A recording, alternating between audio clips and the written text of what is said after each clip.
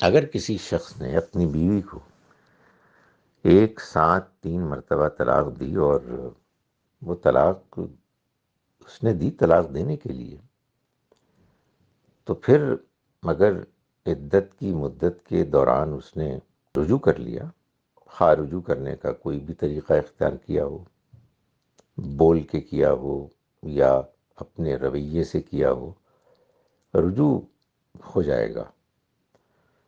تو اس کے بعد اس کا مطلب یہی ہے کہ اب شوہر کو اللہ نے ایک نکاح میں 2 مرتبہ طلاق دے کر رجوع کرنے کا جو حق اختیار دیا ہے، ان میں سے 1 مرتبہ کا اختیار اس نے استعمال کر لیا ہے۔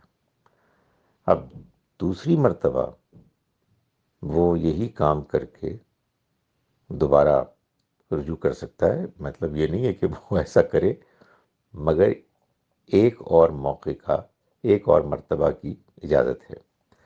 اس کے بعد پھر تیسری مرتبہ ایسا نہیں ہو سکے گا۔